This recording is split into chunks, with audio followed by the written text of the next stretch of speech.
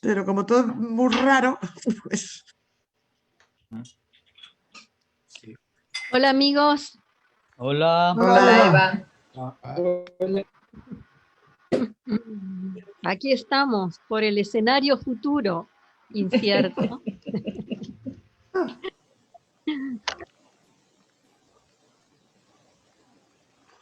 Hay que pensarlo más lejos de un año, ahí sí, ya, No, Eva, por favor.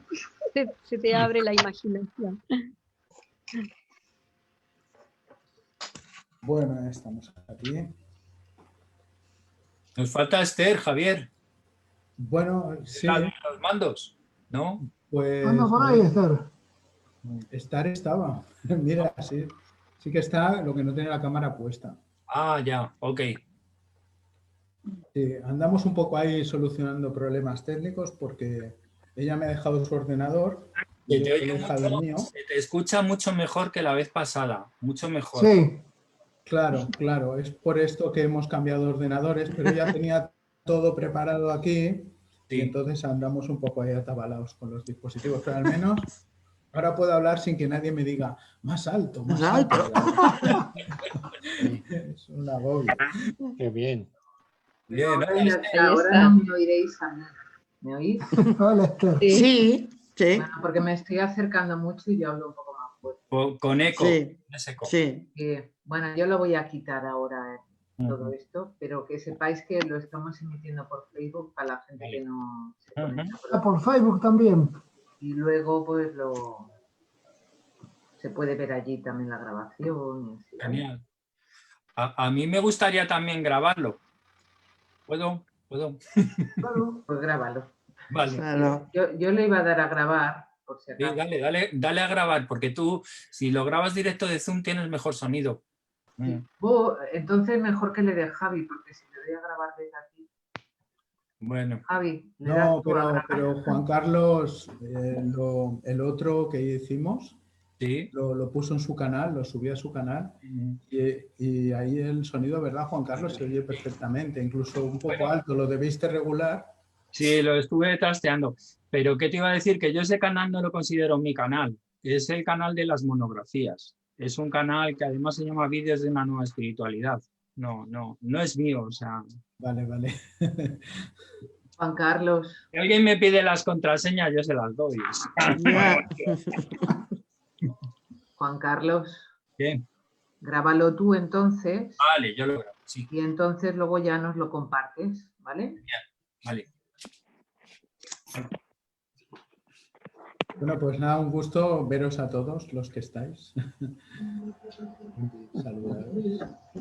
Un gusto. Sí, con la luz. Sí.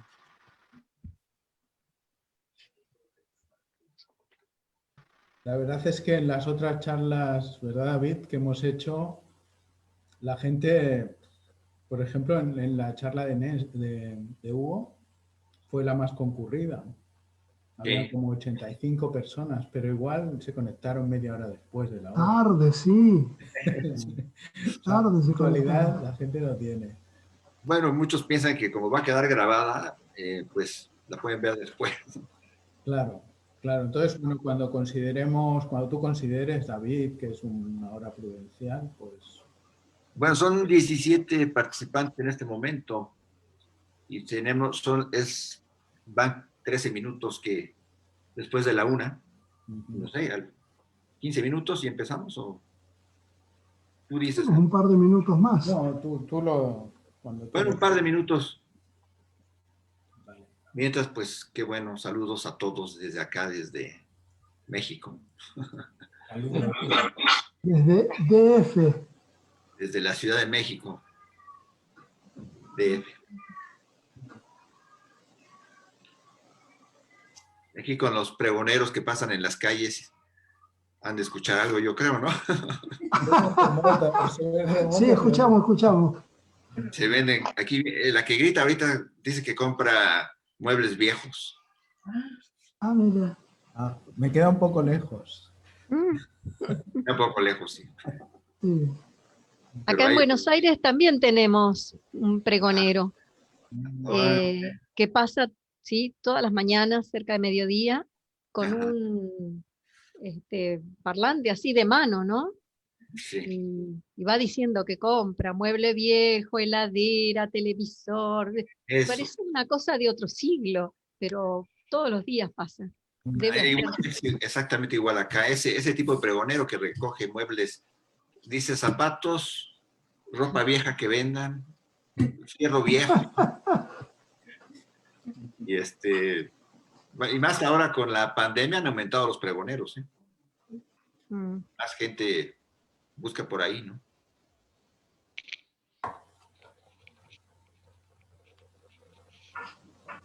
Bueno, son 1:15. ¿Quieren que empecemos? Sí.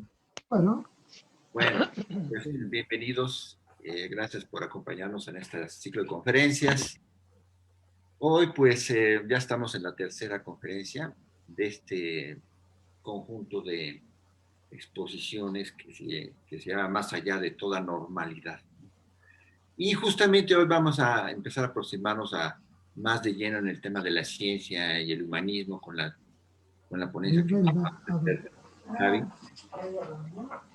No, Entonces, qué conferencia. bueno, pues ustedes recordarán que esto lo organiza el Centro de Estudios Humanistas Toltecayo, junto con un seminario de antropología y humanismo que ofrecemos en la Universidad Autónoma de la Ciudad de México. Vamos, ya lo hemos comentado todo esto. En las convocatorias que hicimos a estas conferencias, pusimos como central una cuestión, hablábamos de un paradigma que, desde nuestra opinión, ofrece soluciones a distintos problemas de la civilización, pero que, desgraciadamente y por diversas circunstancias, no logra nunca influir lo suficiente. Y que entonces, pues muchas veces, por problemas relacionados con vinculaciones de los paradigmas dominantes con los poderes dominantes, los egoísmos, los que se interesan en justificar la violencia como solución a los problemas, etcétera, etcétera. Pues otros paradigmas son los que desgraciadamente contrarrestan este paradigma que, en nuestra opinión, tiene que ver con conciliar libertad y determinismo, y desgraciadamente no logra imponerse, ¿no?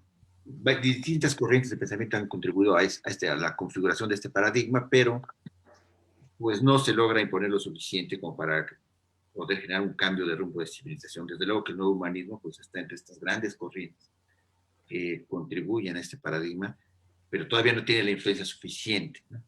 Esa es un poco la idea que partió de estas conferencias, ¿no? Y pues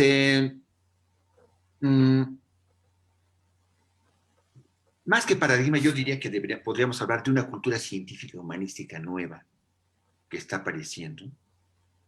Partimos de que la ciencia también es cultura y las humanidades, pues por supuesto que son cultura. Y este nuevo paradigma que resuelve muchos problemas y que no logra dominar, podríamos verlo como una nueva cultura científica humanística que está en marcha.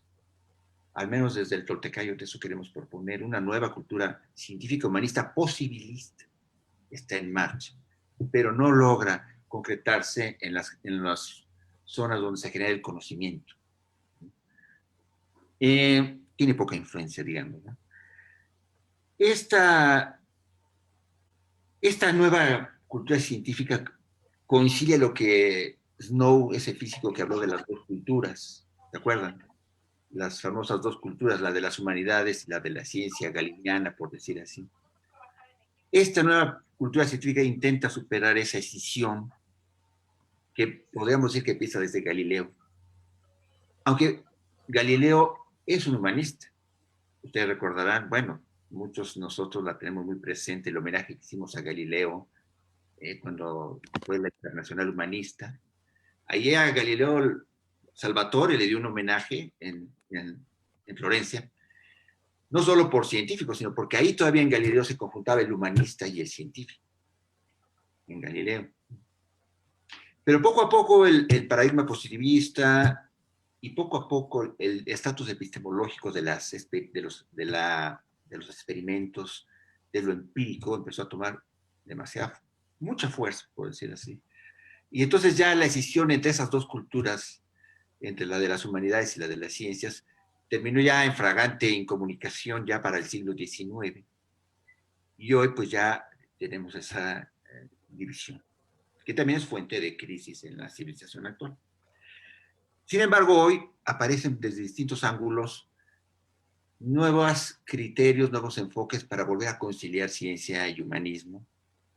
Y yo creo que esta exposición de Javi nos va mucho en esa dirección, un poco por lo que hemos platicado con Javier y un poco por lo que he podido leer de sus escritos. Yo creo que va en esa dirección de la conciliación entre ciencia y humanismo y superar esa dicotomía que pesa a la civilización contemporánea.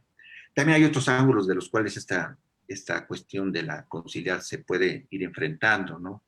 El peso que la civilización moderna le ha dado al empirismo, pues ahora reconocemos que es más por la capacidad normativa que ofrece la ciencia, en el sentido de que pone de acuerdo a los hombres, y no tanto de que la ciencia pretenda tener verdades absolutas. Más bien, el empirismo ha contribuido un poco a ponernos de acuerdo entre los seres humanos, y en ese sentido vemos el papel normativo de la ciencia, pero no en su porque la ciencia no sea la verdad objetiva, ni siquiera ya la misma ciencia pretende tenerla, ¿no? Ya es bastante crítica de ella misma, ¿no? Y bueno, de todo este tipo de cuestiones, pues yo creo que vamos a empezar a discutir en ese ciclo de conferencias con esto que inicia Javi, hablándonos de la ciencia, y sobre todo de la ciencia física, que es la que pues es la reina de las ciencias, ¿no? Dice, pues sí, es muy interesante. Y vamos a continuar con alguna otra, yo creo que finalizamos este ciclo de conferencias también con alguna participación sobre esta misma temática, ¿no? Entonces, sin más, pues aquí lo dejamos a Javier. Adelante, Javier. Pues nada, muchas gracias, David. Un honor y un gusto ser presentado por David, que hace tan buenos análisis. Bien, pues a ver, bueno, hago una pequeña introducción sobre lo que voy a exponer. Entonces, en la invitación que se ha difundido, se habla de las diversas interpretaciones sobre la física cuántica, se habla de 4 fuerzas fundamentales de la física, se habla del campo unificado, una energía que abarca todo lo existente, y que todo ello parece tener un orden implicado, o si nosotros preferimos, un sentido intencional. Bueno, estamos deseando hacer ese tipo de relaciones, lo que pasa es que vamos a ir un poquito por el principio, ¿no? También es cierto que cuando te pones a estudiar los temas, y de eso seguro que todos tenemos experiencia, hay un placer inesperado en cada pequeño descubrimiento, ¿no? Entonces también es un gusto ir llegando, ¿no?, a donde quieres llegar, como una peregrinación, ¿no? De todas maneras, el trabajo es bastante esquemático, es un aporte que responde a la necesidad de poner orden, de poner orden y poner contexto, y no pretende ser una cosa tampoco exhaustiva, ¿no?, sino un guión. Hay mucha cosa publicada en torno a estos temas de la física cuántica, y corrientes y tendencias, ¿no? Entonces, bueno, también pensamos que el tema este merece que pongamos, como decía David, una mirada humanista sobre él, y también desde diversos enfoques, de diversas especialidades. Puede ser desde la física, puede ser desde la antropología, puede ser desde la experiencia personal como una persona que medita sobre el mundo también, ¿no? Entonces, bueno, el estudio está compuesto de 3 partes. La primera parte es el contexto previo al surgimiento de la física cuántica, y tomando como hilo conductor esta cuestión de que en los orígenes civilizatorios, Oriente y Occidente estaban muy interrelacionados, mucho más de lo esperado, ¿no? Entonces, parece que es un hilo conductor que ha inspirado a muchos científicos a lo largo de la historia, ¿no? Y a nosotros pues también nos ha parecido muy inspirador seguir ese hilo conductor, ¿no? Como una nota de color entre todo ello, que tiene que se va interrelacionando, ¿no? Se va encontrando sus fluctuaciones. Entonces, en la segunda parte Trata ya directamente, es un poquito más, pero no mucho. Entonces, aparte, además tendremos ahí una presentación, más o menos para que uno vea en qué punto estamos y no se duerma. Entonces, en la segunda parte, pues los orígenes y el desarrollo de esta nueva física que estudia la materia. Y en la tercera, pues nos centraremos ya más breve, porque es más experiencial, creo. Entonces, nos centraremos en las hipótesis que nos gustan más, que pensamos que se aproximan más a nuestro punto de vista, que concretamente es David Bohm, que es uno de los cuánticos que realmente es muy intrépido y muy arriesgado en sus conclusiones. No se ciñe solo al campo de la física, sino que va mucho más allá, ¿no? Muy bien, entonces en la presentación no se va a abarcar el trabajo completo. Lo que sí voy a hacer es que lo voy a colgar aquí en un link, porque previamente lo he colgado ahí, público, y entonces quien quiera pues se lo baja, y si no, pues por correo ya lo iremos haciendo circular también a quien me lo pida. Y luego en la parte final me voy a poner cronómetro para no excederme y que no nos dormamos. Y si veo que no me estoy enrollando mucho y que vamos directamente al grano, nos queda tiempo para conversar al final, pues ahí sí pediros a todos que hagamos un esfuerzo de que si alguien, por ejemplo, no se ve que levanta la mano, no ha intervenido, pues uno está atento y le deja hablar al otro. Y bueno, intentemos hacerlo lo mejor posible, porque a veces es muy difícil esa parte del coloquio, ¿no? Si en algún momento la moderadora Esther le interrumpe el micro a alguien, que no se lo tome a mal, y para nada, todo lo contrario, sino que una vez que ya se ha perdido la interrupción, pues vuelve a ver el micro y sigue con su esto, que puede ser una interrupción para decir algo de moderación, ¿no? Vale, sin más, pues os pongo ya la presentación y vamos al grano, pues si no, va a ser largo. A ver, ¿dónde está? Compartir.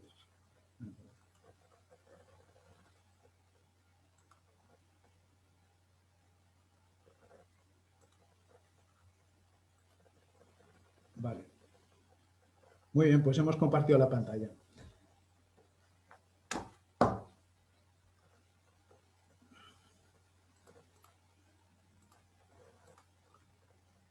Bueno, entonces tenemos el estereotipo de que en Occidente el tipo de conocimiento intuitivo y espiritual con frecuencia es devaluado para favorecer el conocimiento racional y científico, mientras que la actitud tradicional oriental es justamente la contraria. Este es el estereotipo, ¿no? Entonces veamos un poco de dónde parte ya esta diferenciación, ¿no? Esta diferenciación ya arranca en el cisma de Oriente y Occidente, que dicen por ahí el cisma de Focio, pero bueno, el cisma de Focio, por lo que he podido ver, es un poco, se basa en hechos más anecdóticos que profundos. Es decir, tendríamos que ir a los historiadores que analizan dónde empezaron las diferencias, y entonces pues ahí ya son teorías más complejas, ¿no? Aquí es un poco pues lo que encontramos por ahí de que parece que Miguel III el borracho vivía de manera promiscua con su nuera y entonces se enfadaron con él en la parte bizantina. Bueno, la parte oriental, ¿no? El de Constantinopla. Pero bueno, aparte de lo que es esta separación de los dos mundos por causas religiosas, o sea, porque bueno, el protagonismo que tenía la Iglesia cristiana en aquel momento pues era total, y entonces abarcaba todo, la gobernabilidad, la cultura y todo, ¿no? Y ahí se produjo esa ruptura, ¿no? Pero previo a ello hay una interrelación. Entonces, bueno, vemos aquí el mapa este con las rutas de la seda, que eran muchas, ¿no? Entonces ahí ya había una gran interrelación. Ya hay otro rasgo que caracteriza que esos mundos en su día estaban mucho más unidos de lo que parecía, son las lenguas indoeuropeas. En los textos Vedas y los Upanishads de la India estaban escritos en el antiguo sánscrito, que era prevédico incluso, y el sánscrito es una lengua emparentada con el latín, el griego, las lenguas eslavas y las germanas. Entonces, de hecho, ya mismo cuando se habla de bases civilizatorias de la civilización occidental,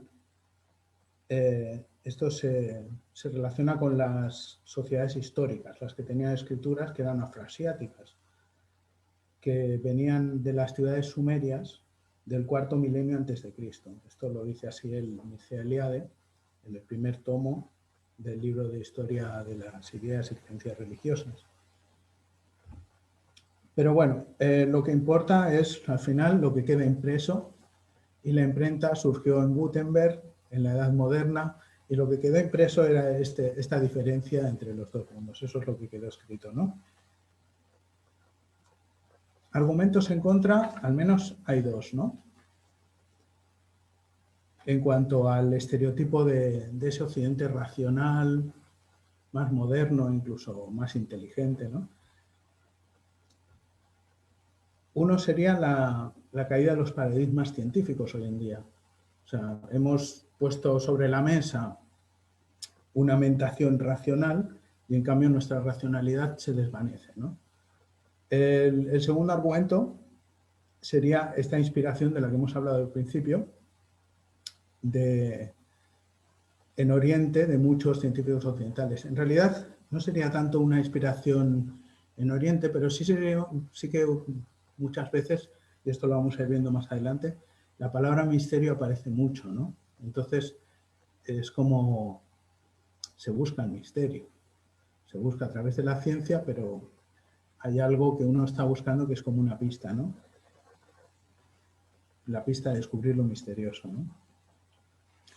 Bueno, la fascinación por Oriente ha sido un impulso profundo en las grandes mentes de Occidente, lo cual hace un relato distinto sobre el desarrollo del pensamiento filosófico y científico menos monolítico que la versión acostumbrada. Los árabes estuvieron en Europa occidental entre los siglos VIII y hasta el XIV, dejando una huella profunda. La búsqueda del equilibrio ideal tomó forma en los terrenos de la física y de la cosmología con el referente de la geometría de Euclides, el cual se mantuvo como patrón básico para los modelos interpretativos del universo hasta finales del Renacimiento. Bueno, entonces Euclides ya partía de Platón. Lo que pasa es que conceptualizó todo un estudio matemático muy completo, ¿no? Y por eso tuvo una huella tan profunda en el desarrollo de las matemáticas y de la geometría, ¿no? Pero en realidad los famosos polígonos regulares perfectos, los 5 sólidos perfectos, ya partían de Platón, ¿no?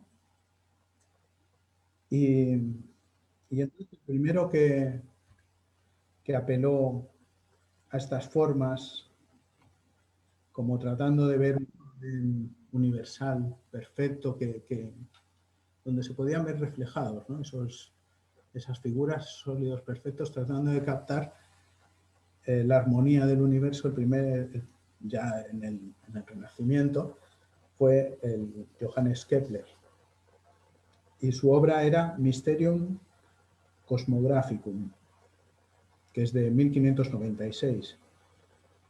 Entonces, él expone una cosmografía de carácter místico y matemático que establece correlaciones entre las esferas planetarias y estos 5 poliedros regulares convexos, los cuales se relacionaban con una sucesión armónica de notas musicales. Sobre todo lo característico de esta época y de Kepler en particular era esta búsqueda de la armonía y esta búsqueda de un tipo de divinidad. Bueno, por aquel entonces, yo no estoy pasando, ¿eh? Vale. Se me ha olvidado de pasar las diapositivas o como se llama. Vale, aquí tenemos las figuritas, ¿no? Que todas tienen la característica de que tienen los lados son todos iguales. Por eso son perfectos. Vale, la siguiente. Bueno, entonces en aquel tiempo también estaba Tycho Brahe, que era un cosmólogo que contaba con cantidad de recursos y con cantidad de presupuestos, ¿no? Y entonces él mandó construir, y la verdad que en Dinamarca pues tuvo un gran apoyo, ¿no? Bueno, siempre parece que tuvo un gran apoyo en todas partes, ¿no? Entonces mandó construir lo que fue el primer observatorio de investigación astronómica. Entonces es el palacio que tenemos aquí, el primer dibujo, ¿no? Que se llamaba Uraniborg, que significa castillo de uranio. Y después construyó este otro, porque parece que este no era lo suficiente preciso que él necesitaba para sus mediciones, entonces construyó este otro, que es el de Stjärneborg, Castillo de las Estrellas, le llama a este.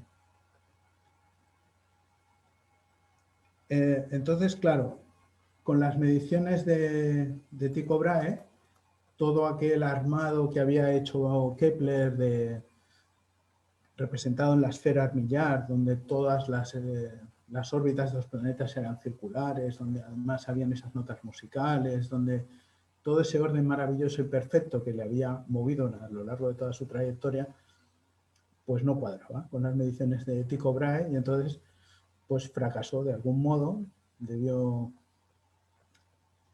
ser una gran frustración, yo me imagino, ¿no? Un fracaso vital importante de estar apostando a una cosa que luego pues parece que con las mediciones poco a poco pues las iría ajustando, pero hasta que llegó un momento pues que aquello no cuadraba de ninguna manera y entonces tuvo que renunciar a su modelo perfecto. Pero paradojas del destino, esa renuncia tenía como un premio escondido y entonces al final descubrió pues las leyes actuales de Kepler que todavía sirven para mandar los satélites al espacio, que son las trayectorias elípticas alrededor del Sol, que las publicó en un libro que se llama Astronomía Nova, donde describe el movimiento planetario elíptico.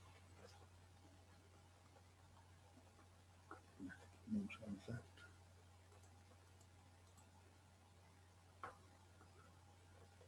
Bueno, hasta entonces Aristóteles era el paradigma, igual que Euclides, pues los principios aristotélicos definían todo, ¿no? Entonces, esto es hasta que aparece Galileo Galilei, que es el que empieza a cuestionar profundamente al aristotelismo, ¿no? Entonces, por ejemplo, lo vemos en la famosa caída de dos objetos desde la Torre de Pisa, ¿no? Aristóteles dice que pues, una pluma y una bola de acero pues caerán primero la bola de acero y después la pluma. Y Galileo dice, no, si no hay resistencia al aire, ambas caerán al mismo tiempo. En esto ya contradice a Aristóteles. Luego lo que caracteriza a Galileo es que da movimiento. Es una mente inquieta, inventiva, está permanentemente... Dicen, se le atribuye la invención del telescopio, que también se ha oído por ahí, que igual no es tan cierto, pero bueno. No obstante, era una persona muy imaginativa y muy inventiva y muy experimental. Entonces, pone al mundo en movimiento. No se conforma con pisar de pies a tierra, sino que también está tratando de ver en relación, ¿no? Entonces, por ejemplo, vemos cómo su mente puede estar en la Tierra y en la Luna al mismo tiempo con este experimento de aquí de la derecha, ¿no? Tiras una bola por una pendiente y entonces dices, ¿hasta dónde llegará la bola? Exactamente, creo que el cursor se ve, ¿no? Exactamente hasta el límite donde lanzar se quedará aquí. Entonces dices, bueno, pues voy a inclinar el plano a ver hasta dónde llega la bola. Entonces tiras la bola, ¡pam!, y llega exactamente hasta el mismo nivel de altura que había tirado la primera. Entonces, bueno, ¿y qué pasa si lo dejo recto? La bola seguirá eternamente a la misma velocidad, sin contar la resistencia que encuentre con el plano. Eso es fantástico, eso es realmente descubrir que todo en el universo está en movimiento.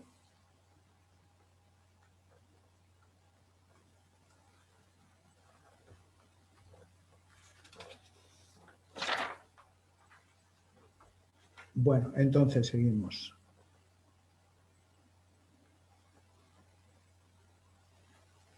Vale, aquí damos un salto y nos vamos a... Sí. al hermetismo y la alquimia, ¿no? Que habían conocido su época de gloria ya en la época medieval. Entonces, resulta que hay una faceta aquí de Isaac Newton que es bastante sorprendente, ¿no? O al menos ha mantenido un secreto durante muchísimos años porque estaba muy fascinado con los textos alquímicos y había hecho varios tratados. Los había escrito con un seudónimo y los tenían guardados en Cambridge bajo llave. Y no fue hasta 2016 que se publicó el manuscrito de Newton sobre la piedra filosofal. Entonces aquí tenemos un simbolito de lo que es la piedra filosofal, la cuadratura del círculo. Y bueno, y este es un poco ambiental, pero también no muy lejos de esa época, ¿no? La piedra filosofal es una sustancia alquímica legendaria que se dice que es capaz de convertir los metales básicos, tales como el plomo, en oro o plata. Ocasionalmente también se creía ser un elixir de la vida, útil para el rejuvenecimiento y posiblemente para lograr la inmortalidad.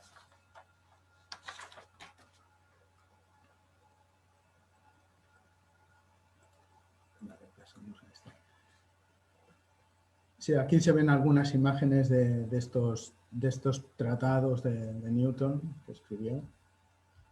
Son ambientales las imágenes. Vale.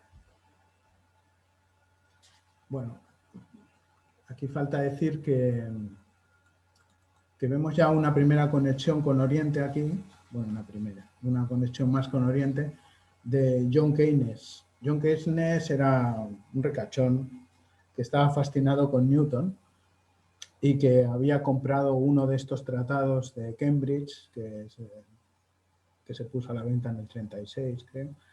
Y entonces él dijo de Newton, dice, a ver dónde lo tengo, aquí. Bueno, lo comparó con los magos y sumerios babilonios que trataron de plantear una visión total, física y mística sobre el universo y sus fenómenos. Esto lo dijo en una conferencia en 1942 en un club, Royal Society. Pero bueno, más allá de esta oculta faceta de Newton, su gran legado fueron los 3 volúmenes de su filosofía Principia Mathematica, donde describió la ley de gravitación universal y estableció las bases de la mecánica clásica. Todavía los físicos en la actualidad están absolutamente fascinados con Newton. Y dicen, sí, está bien y tal, pero es que Newton realmente era un monstruo. O sea, descubriendo esta ley de la gravitación y cómo se mueven las cosas, ¿no? Entonces, quien sucede a Newton es Albert Einstein. Albert Einstein le caracteriza la búsqueda de lo que las cosas son realmente, ontológicamente, por encima de nosotros diríamos, por encima de las limitaciones impuestas al pensamiento por prejuicios aceptados como verdades absolutas o imitables. El peso de Newton que le precedía era muy grande en el mundo académico y entonces alguien que se pusiera a llevar las cosas más allá, pues podía tener su problemática, ¿no? Entonces era un tiempo donde los dogmatismos no provenían tanto de la Iglesia como del clasismo corporativo del mundo académico. Hay una frase que he rescatado de Einstein que dice: la emoción más hermosa que podemos experimentar es la de lo misterioso. Es la emoción fundamental que subyace a todo verdadero arte y toda verdadera ciencia.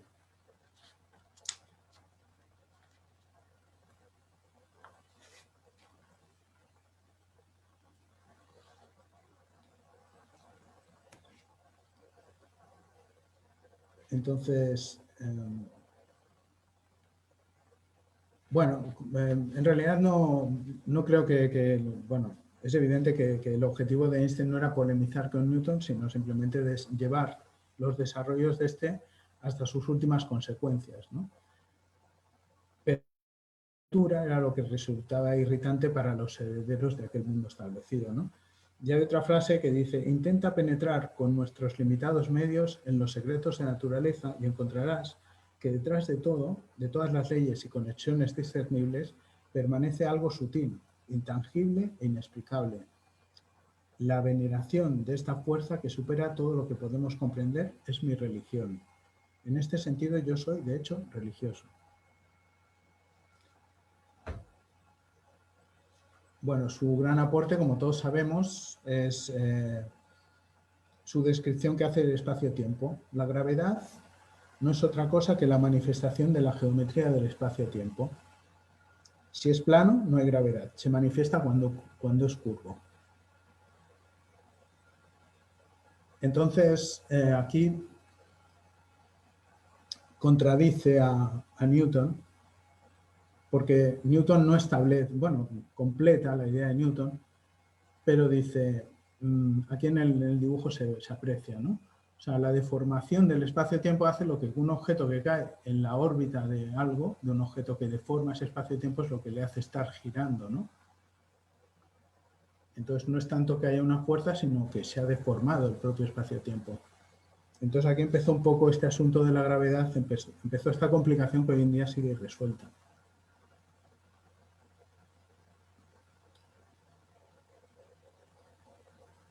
Entonces aquí se empieza a poner en cuestión a Euclides y cobra vigencia la concepción de la geometría no euclídea que había formulado en el 1826 el Nikolai Lobachevsky. Claro, con esto lo que también conviene decir, que a veces no se hace, es que no es una persona, no es solo Einstein, es una generación, son varios, ¿no? Entonces ya hay uno que da una señal y otro la recoge y otro la profundiza, ¿no? Finalmente, el modelo cuatridimensional del espacio-tiempo alcanzó su plenitud con las ecuaciones de Hermann Minkowski que deslumbraron a Einstein.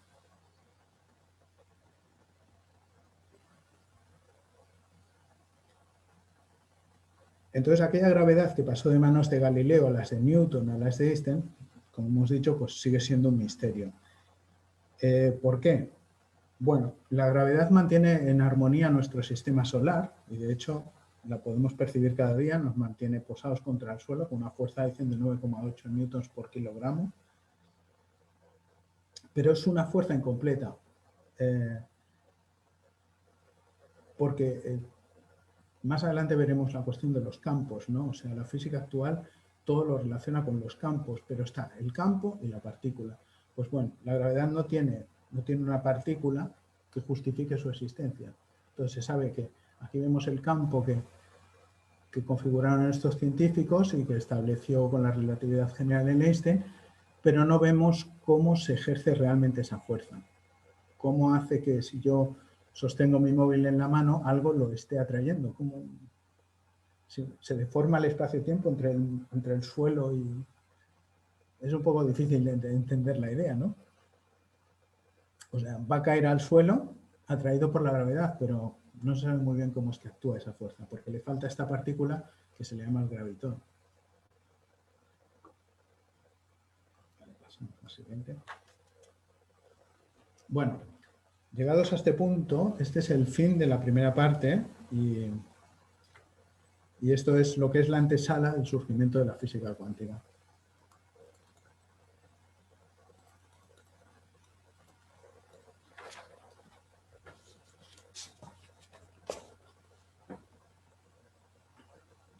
Bueno, aquí tenemos la imagen de lo que es el bosón de Higgs. Aquí está puesto como ejemplo, ¿no? Y dice así: en un colisionador de partículas como el LHC de Ginebra, cuando un electrón o un positrón se encuentran, se aniquilan como resultado del choque de materia con antimateria. Su energía se transfiere al vacío. Esta energía crea partículas materiales reales que surgen de la dimensión del vacío, las cuales son registradas durante una minúscula fracción de tiempo en los ordenadores del CERN, el edificio asociado al acelerador de partículas. Bueno, lo que me dice aquí es que la duración de esta vida, como para hacernos una idea de hasta qué punto nos estamos metiendo en unos mundos muy complejos y desconocidos y en unas dimensiones que extraña que irritaran a los académicos, es que la vida del bosón de Higgs es la trillonésima parte de un segundo. Entonces, bueno, esto es algo, un descubrimiento importante y en cambio dura tan poco, ¿no?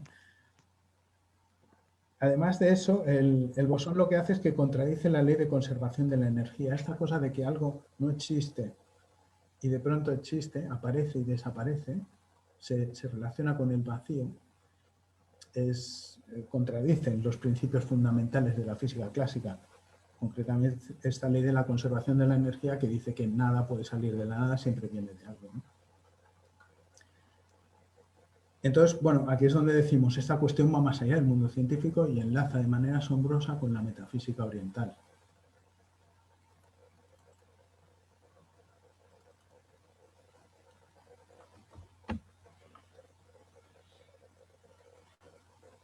Entonces, como para ver esto, aquí he tomado como hilo conductor la historia del átomo en sí.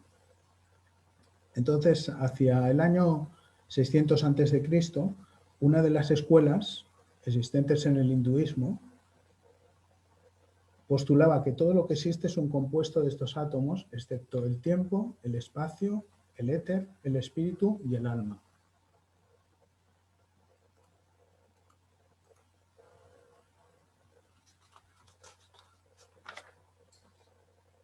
Más adelante, en Grecia, el periodo helenístico se caracteriza por una fuerte influencia de Oriente en el pensamiento de Occidente a consecuencia de las campañas de Alejandro Magno, que llegó hasta la India.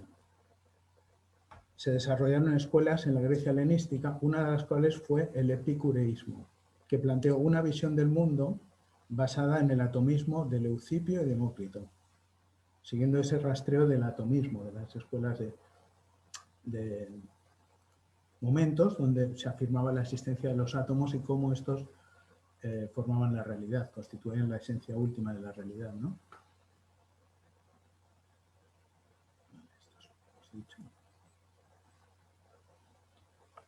También es cierto, y conviene señalar esto que ponemos aquí al pie, de que existen referencias al atomismo anteriores. Se cita un tal Mosco de Sidón, un sabio y pensador natural de Sidón, Líbano, del siglo XIV a.C.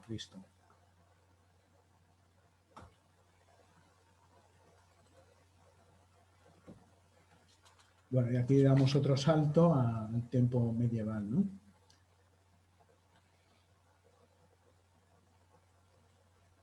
Los físicos teóricos del medioevo eran esencialmente filósofos. Hoy en día sale alguien y dice, soy físico teórico. Bueno, pues en aquel tiempo era un filósofo, pero también era un físico teórico, ¿no? Y estaban inspirados en las obras de médicos árabes y griegos. Uno de aquellos atomistas fue Guillermo de Conches, que era un conocedor de, de las obras. Aquí es donde vemos esa impronta que hablamos antes de los árabes. Los árabes dejaron su huella y entonces a través de las traducciones de esas obras pues surgieron pensadores como este.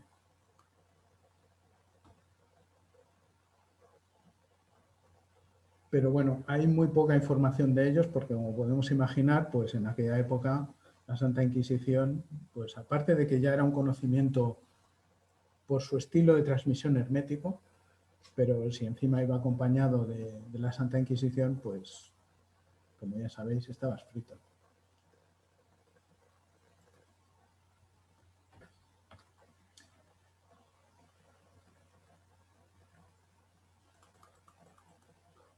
Bueno, entonces la teoría atomista alcanzó su punto culminante en los siglos XV y XVI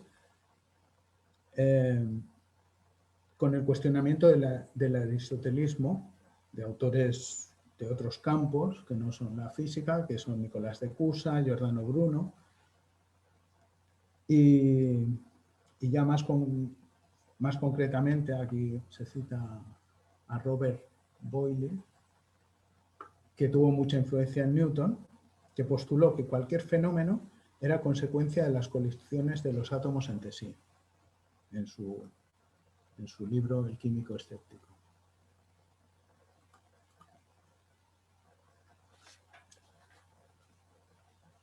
Sin embargo, la historia científica occidental del átomo comienza a finales del siglo XIX, es decir, todo esto que hemos dicho no sirve de mucho porque para la verdad oficial es que la historia del átomo acaba de empezar. Entonces, desde 1803 se propusieron distintos modelos del átomo, que los tenemos aquí.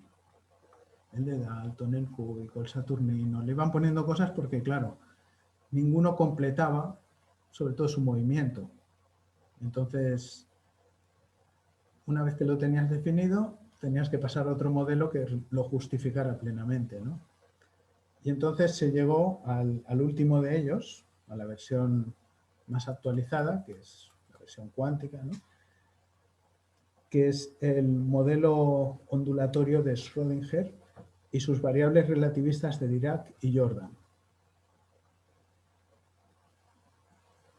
Entonces, variables relativistas, ¿por qué? Porque incluyen esta cuestión del espacio-tiempo.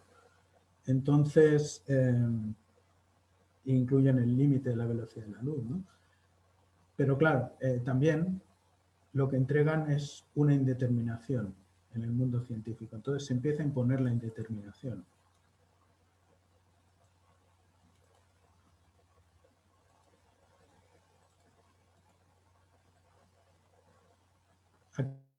Nos sale, este es uno muy básico, las funciones de onda del electrón en un átomo de hidrógeno a diferentes niveles de energía. Entonces, claro, aquí ya no podemos hablar de ninguna posición del electrón en torno al núcleo, sino de donde está más densa la zona, pues es más probable que se encuentre ahí, pero podría estar afuera perfectamente. Entonces, tiene distintas formas según los niveles de energía.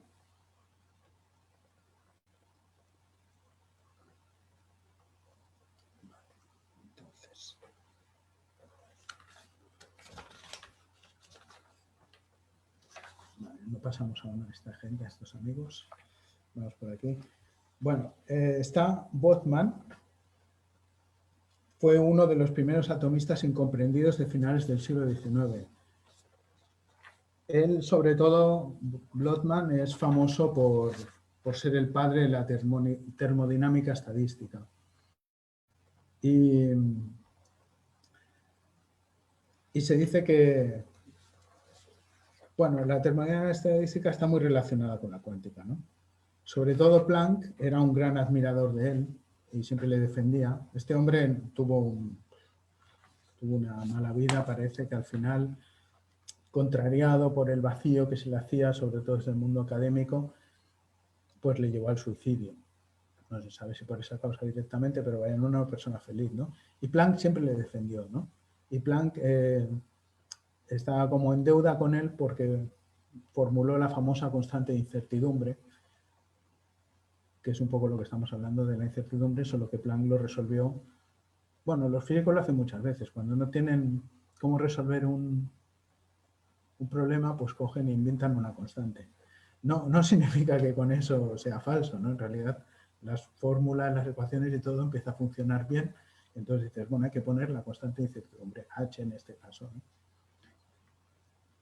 A partir de los años 20, aquellas bellas matemáticas que describían el mundo pasaron a ser formulaciones probabilísticas muy complejas.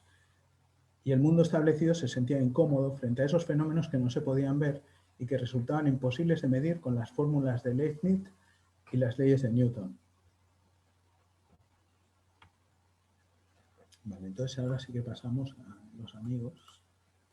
Bueno, aquí vemos esta generación que lo revolucionó todo, ¿no? Entonces aquí están todos.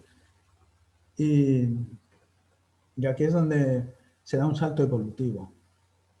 Entonces, Solvay es una persona, era también una persona rica, con medios, que quedó impresionado por un artículo de Einstein que ya justamente cuestionaba a Boltzmann, cuestionaba los principios termodinámicos que se habían configurado como incuestionables, que eran deterministas, vaya, ¿no? Entonces él quedó muy impresionado por un artículo de Einstein y entonces propuso a todos los científicos la física cuántica, todos los que estudian la materia, los átomos, pues los puso a trabajar juntos en las conferencias estas. Entonces, la de 1927 fue la más importante de ellas porque es donde en Copenhague se hizo una interpretación para dar explicación a los fenómenos que estaban descubriendo, ¿no? O al menos se apostó por una de las interpretaciones, porque entre tantos había distintas, ¿no? Algunas de ellas ignoradas y en cambio que hoy en día podrían tener más vigencia que las primeras que se tomaron. Porque las primeras que se tomaron, como siempre, nos pasa como con el átomo, le faltaban cosas, ¿no? Entonces no se podían... Pero bueno, vamos por orden. Tenemos, por ejemplo, este experimento famosísimo, el de la doble rendija. Yo os voy a poner allí un vídeo ahora en el chat, pero no lo vamos a poner, en todo caso, para tenerlo y tal, o si queréis lo podemos poner, porque hay uno muy cortito que te introduce el tema, ¿no?, del experimento de la doble rendija. Y como vamos bien de tiempo, son unos segundos, pues sí lo pongo. A ver.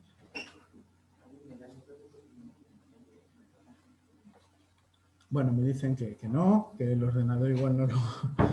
Vale. Pues nada, no, lo dejaré puesto y en todo caso lo vemos luego, ¿no? Entonces, bueno, explica por qué es famoso este experimento de la doble rendija, qué es lo que pasa realmente ahí, ¿no? De que la partícula empieza a hacer unos comportamientos muy extraños. O sea, primero se prueba a tirarla por un canal y entonces parece que se comporta con normalidad, pero en el momento en que le pones un medidor, entonces ya no se comporta como onda, se comporta como partícula. Es bonito ver el vídeo porque te pone luz, aunque uno no acabe de entender todo, pero te pone luz sobre un tema que parece ahí todo un misterio, ¿no? Y entonces te explica qué es lo que realmente no se entiende de esta cuestión, ¿no? Y te lo explica además un profesor de la Universidad de Barcelona que él mismo te lo explica transmitiendo la perplejidad que al mismo le produce, ¿no?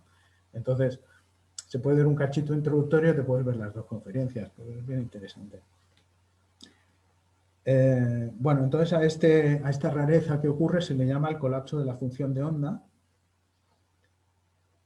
Y es un poco esto que decimos, cuando se hace una observación o medición, el sistema, en una región, la función de onda varía espontáneamente de manera global. No solo donde se hace la función, sino en la otra, le afecta a la otra partícula también, en otro lugar del universo.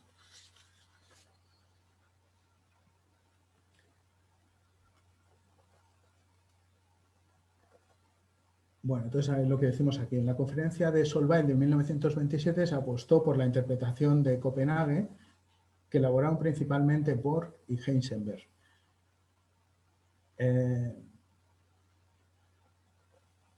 La incapacidad para determinar al mismo tiempo su posición y su velocidad es lo que se estableció. O sea, entonces esto se parecía más porque este experimento venía de 1800 ya. Pero claro, se había hecho para la luz. No se suponía que un átomo de materia se fuera a comportar como una onda de luz. Y esto es un poco lo que se vio, que había una dualidad, que la materia se podía comportar perfectamente como la luz, ¿no? Entonces las propiedades de la luz se podían asimilar a la materia.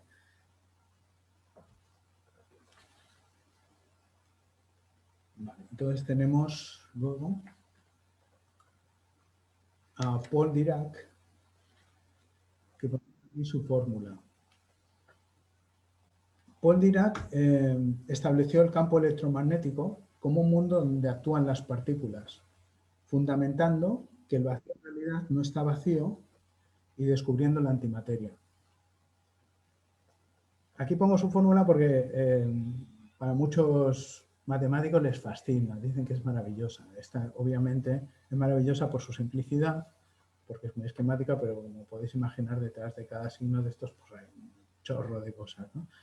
Entonces, bueno, lo que se empeñó en una idea. Está claro que tenía una intuición y también sabía, más o menos él sabía dónde quería ir a parar, parece ser, o no lo sé, pero en cualquier caso hizo cosas muy extrañas con las matemáticas que hoy todavía se ponen las manos en la cabeza de los matemáticos de decir, ¿cómo podía ser tan genial, ¿no? Entonces sustituyó las incógnitas, que pueden ser en una ecuación la X o la Y, por matrices. Es decir, necesitaba dar dimensión, necesitaba dimensionalizar el espacio. Entonces él creó realmente la noción de campo que hemos dicho antes, la creó Dirac, de un lugar donde viven las partículas. Es decir, las cosas funcionan porque hay un campo y una partícula que vive en ese campo. Entonces, el campo electromagnético viven los electrones. Es un poco la idea, ¿no? Bueno, entonces, a partir de todo esto,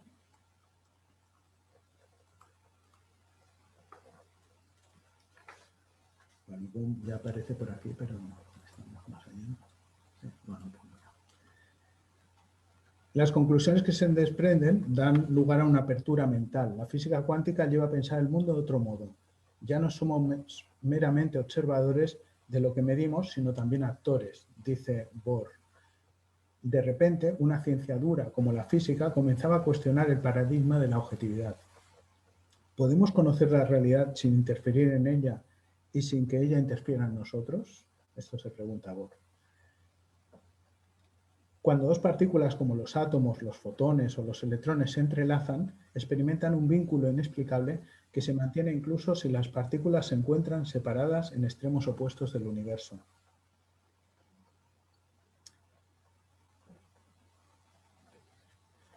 Claro, entonces, ante esto, ante las paradojas que daba el experimento de la doble rendija, en la interpretación esta de Copenhague y sobre todo la de Heisenberg, el tema era de que, bueno, no nos enrollemos con las cuestiones metafísicas, pero demos explicaciones matemáticas. Pero claro, esto tiene su paradoja, ¿no? Al no responder a las cuestiones metafísicas, dejas el campo abierto a que otros digan, bueno, pues se está diciendo aquí cosas muy, muy tremendas, ¿no? Y entonces deja el campo abierto a que no quedará cerrado con su explicación de la interpretación esta de Copenhague, ¿no? Entonces, por ejemplo, ya en aquel momento habían algunos que tenían otras visiones, como ese Louis de Broglie, que hablaba de la teoría de las variables ocultas. Y más avanzado el siglo XX, rescató esa idea David Bohm. Lo tenemos aquí.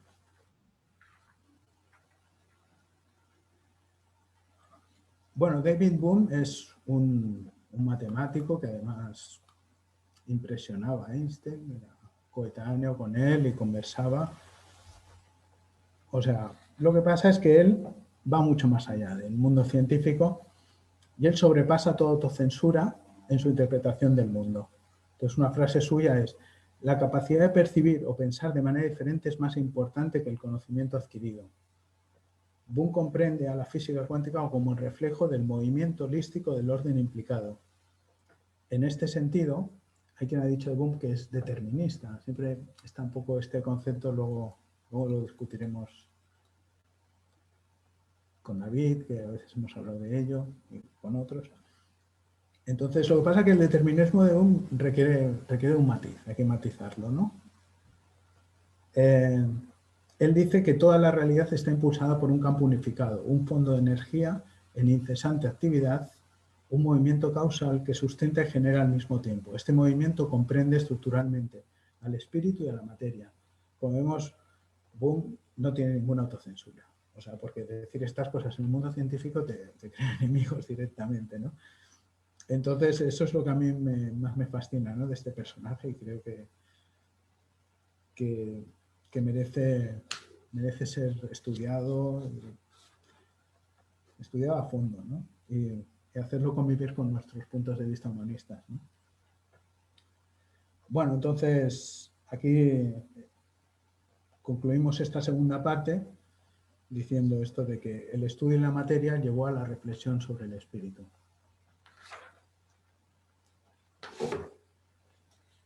Y nos vamos aquí a la tercera parte. Tercera parte que aquí no he puesto el título. No sé si lo he puesto así. No me dejo.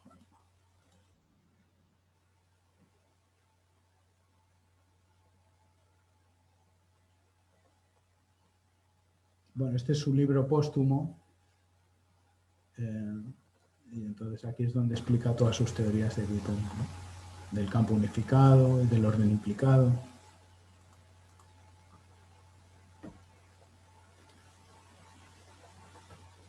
El universo autoconsciente se comprende a sí mismo como parte integrada e interconectada del todo, sostiene Bohm.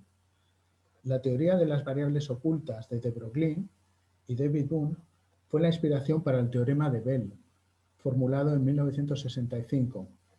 En este, John Bell constata la existencia de una conectividad universal. Y aquí está el test, que bueno, es un test, yo no lo he mirado en detalle, ¿no? Pero parece que tiene un aval científico que de hecho ha sido posteriormente refutado, o sea, experimentado, ¿no? Porque esto era un test, pero luego se hizo un experimento, ¿no? Las cosas se afectan a pesar de la distancia debido al hecho de que no hay nada que no esté interconectado con todo.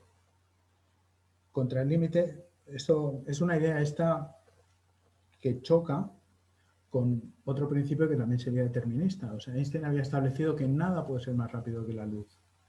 Pero ¿qué ocurre? Si yo pongo el medidor en una partícula que está entrelazada y esto hace que esta partícula altere su otra contraparte y lo haga de manera instantánea en cualquier lugar del universo, es que lo está haciendo más rápido que la velocidad de la luz. Entonces está violando un determinismo, ¿no? Entonces esta es un poco la paradoja, ¿no? Las cosas se afectan a pesar de la distancia. Bueno, esto ya lo he dicho.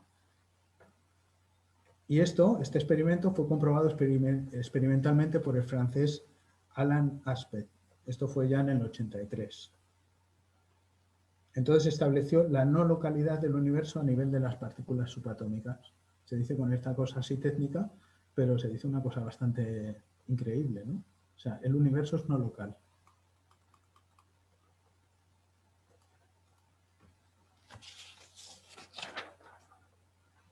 Al menos a ese nivel.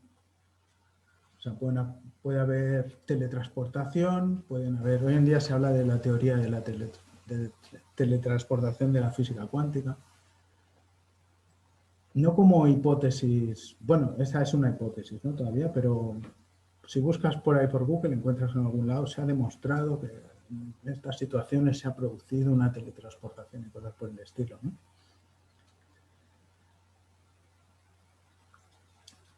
Bueno, vamos aquí. Bueno, nosotros sabemos también que el paradigma de la termodinámica clásica también tocó a su fin con los descubrimientos de Ilya Prigogine a través de las estructuras disipativas, que mostró que en la química de determinadas estructuras ocurre un proceso de creación en el que las posibilidades rompen sus límites y se liberan gracias al azar y al no equilibrio en indeterminación. Prigogine expresó la transición de pensamiento y la ciencia en los umbrales del siglo XXI con una visión neohumanista. Una frase suya dice: estamos redescubriendo el tiempo, pero es un tiempo que, en lugar de enfrentar al hombre con la naturaleza, puede explicar el lugar que el hombre ocupa en el universo, inventivo y creativo.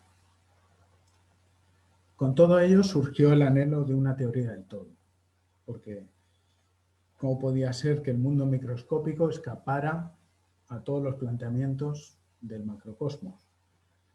Entonces, bueno, lo que pasa es que una teoría del todo tiene una premisa. La teoría del todo tiene que ser capaz de explicar las 4 fuerzas fundamentales: el electromagnetismo, la gravedad, las interacciones nucleares débil y fuerte.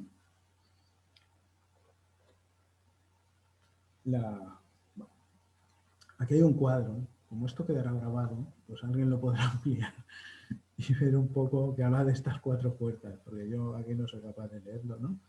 Pero bueno, en líneas generales, pues el electromagnetismo hemos hablado un poco, pues antes también está Maxwell, ¿no? Y está Paul Dirac, el campo electromagnético.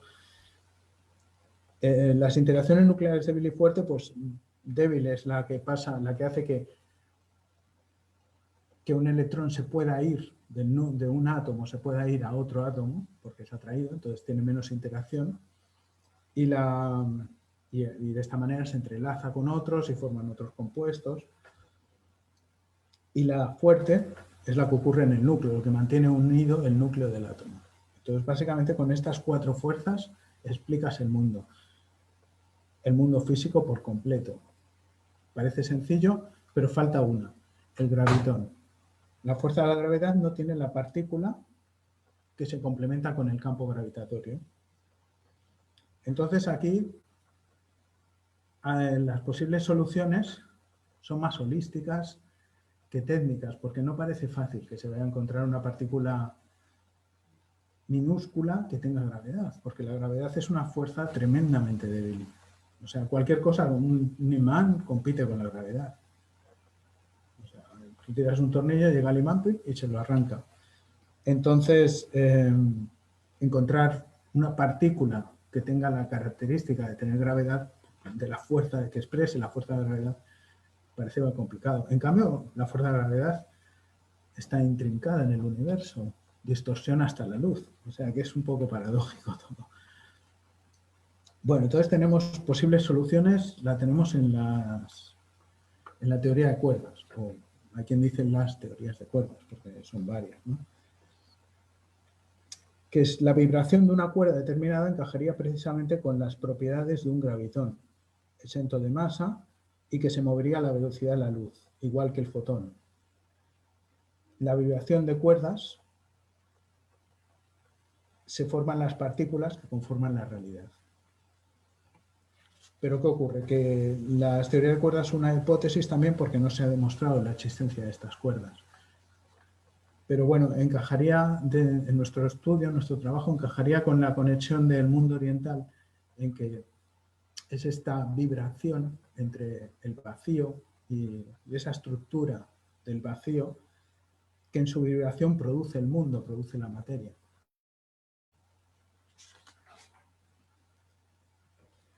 Entonces así hemos puesto aquí, como para acabar,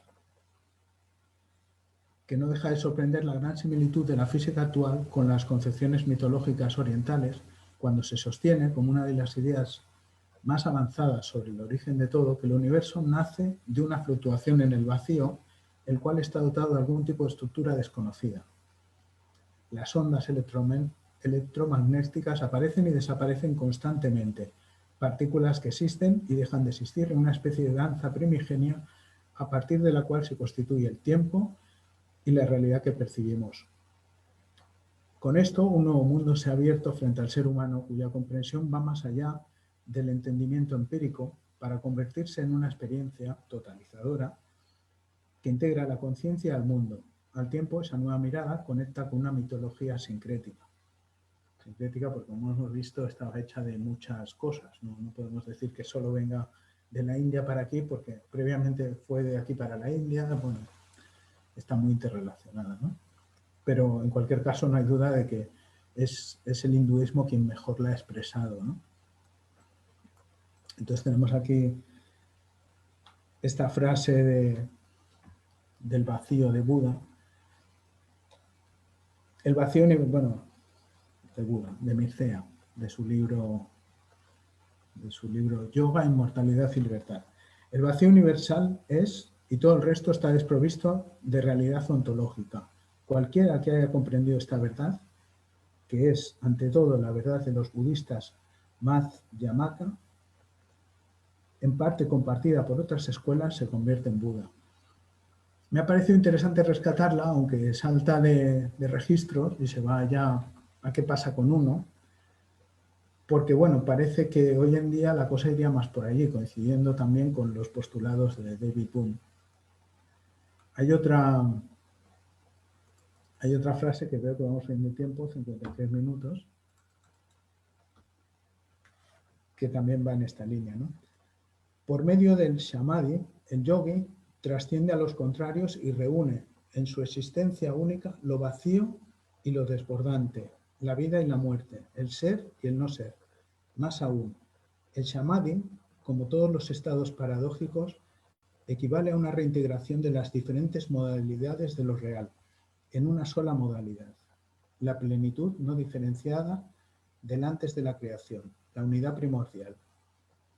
El yogi que alcanza el asampramagnata samadhi realiza igualmente un sueño que obsesiona al espíritu humano desde los comienzos de la historia.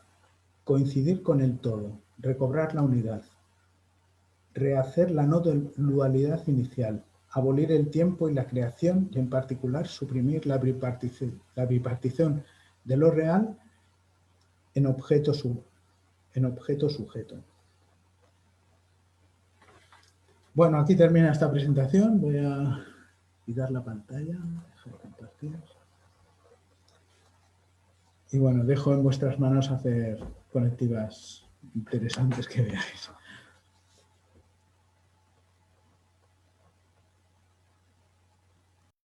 No nos lo pones fácil, ¿eh?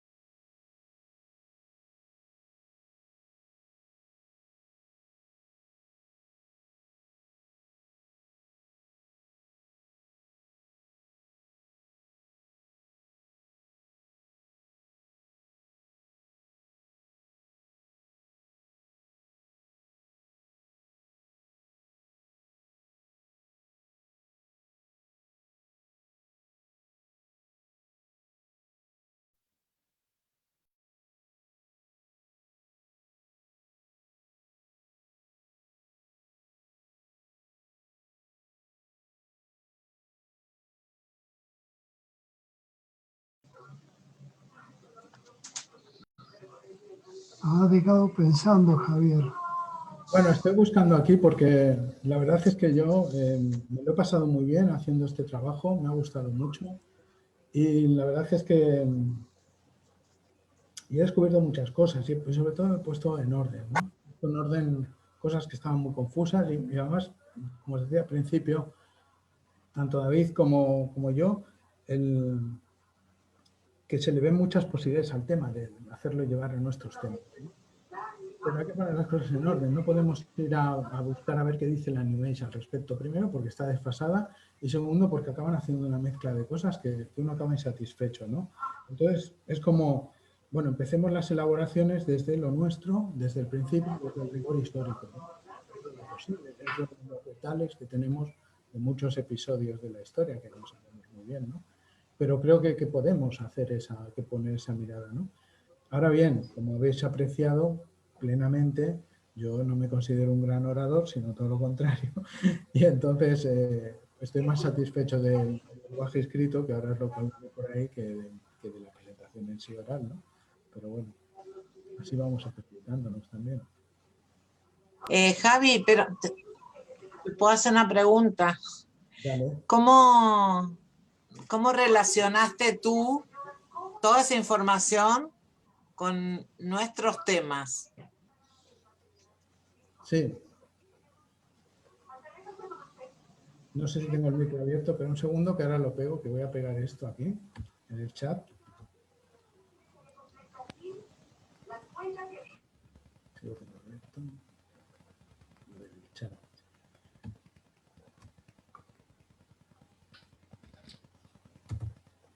Bueno, yo le veo que tiene relación porque es importante, ¿no? Porque parece como que el tema de la espiritualidad, sobre todo yo lo veo muy relacionado con la meditación trascendental. El tema de la espiritualidad... Total. Tú ibas hablando y no me considero ninguna experta en MT, ni muchísimo menos, y me parecía increíble con los registros. Claro, es como que, bueno, a mí no me... Empecé diciendo, bueno, a mí no me sobra que esté en jaque el sistema de lo material. Digo, me viene bien, digo, porque nosotros nos vamos por nuestro sendero y tratando de develar además un misterio. Entonces me parece que hay mucho en común en ese espíritu de muchos pensadores. Lo que pasa es que no lo develaban con la meditación trascendental, aunque muchos de ellos han afirmado su religiosidad, como Einstein, igual que Kepler, que buscaba este orden también del mundo, de la armonía.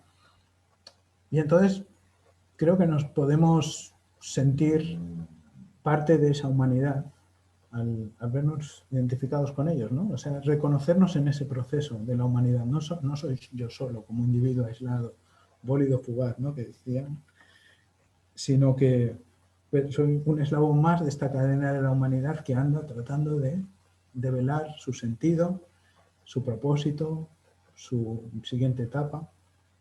Así que bueno, lo veo por ahí, la colectiva. Me parece inspirador, ¿no? Lo que para nada te va a evitar de hacer tus trabajos personales, tu meditación, porque todo, si es solo teórico, te deja un poco igual a veces, ¿no?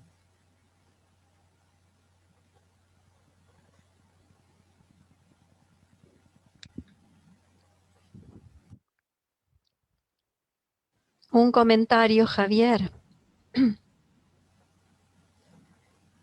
En relación, si has mirado la relación en que va acompañando o no acompañando la evolución como de la mentalidad, digamos,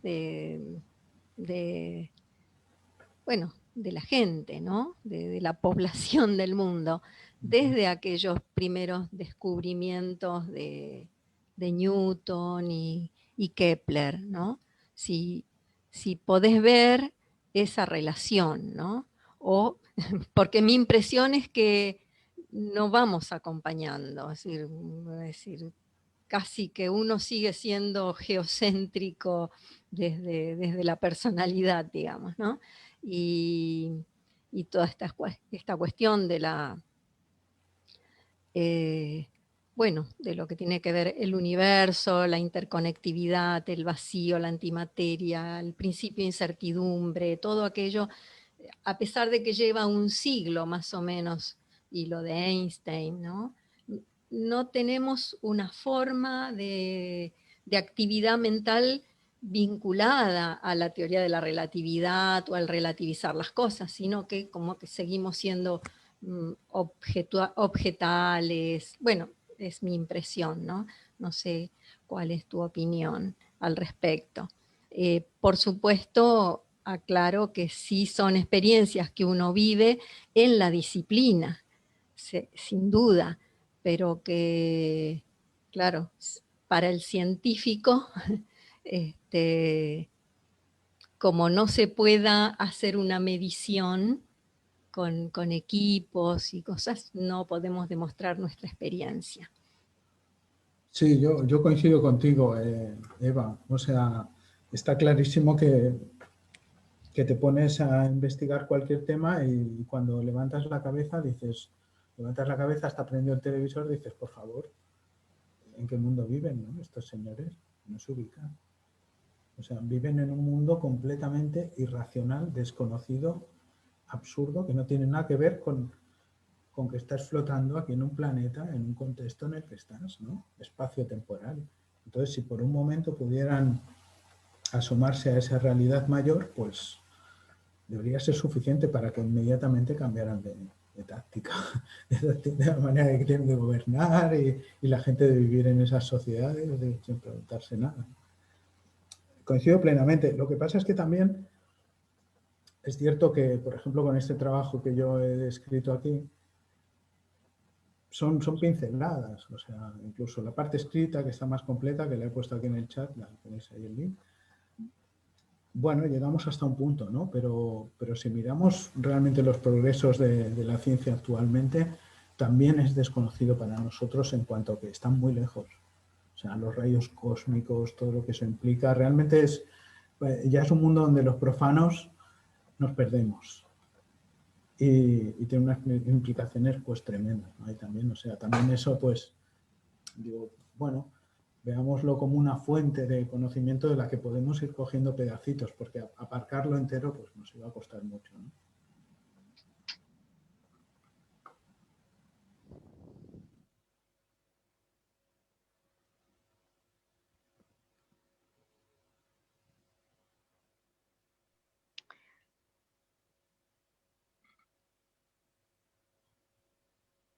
Me parece como dime. que...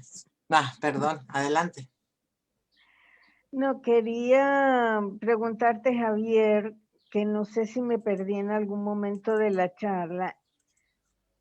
Cuando se introduce que el punto de vista del observador influye, que además alborotó y trastocó algunas ciencias o pseudociencias, no importa. ¿En qué momento en la física eso sucede? No, si lo dijiste no le presté atención. Vale, perfecto. Me viene muy bien la pregunta porque así os pongo este pequeño trocito de vídeo. A ver, ¿dónde estás?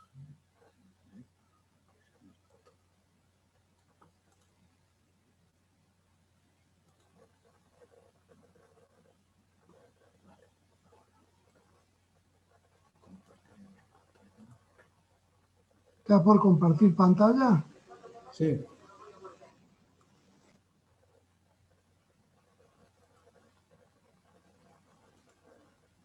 Te compartió, ¿verdad? Sí.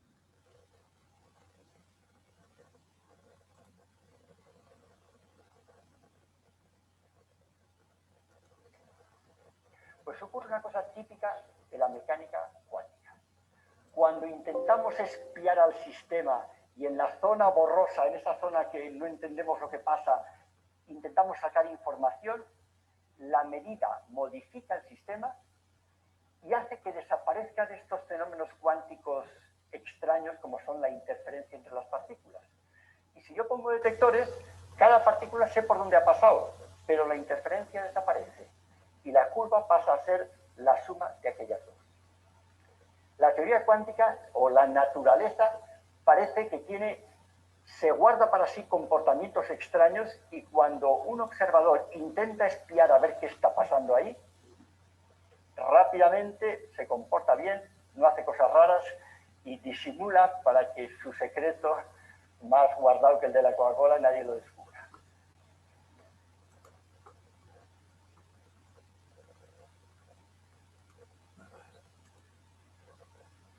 Bueno, este es el trocito de vídeo. En realidad son dos conferencias que están ahí puestos los links, que muy, muy recomendable porque entonces el profesor va desgranando este experimento de la doble rendija, de todo lo que se hizo para tratar de evitarlo, porque no podía ser que al poner un medidor afectaras aquello que querías medir. Habría alguna manera de poner el medidor sin que afectaras, hicieras y produjeras este colapso de la función de onda, que es lo que les pasó con la experimentación, ¿no?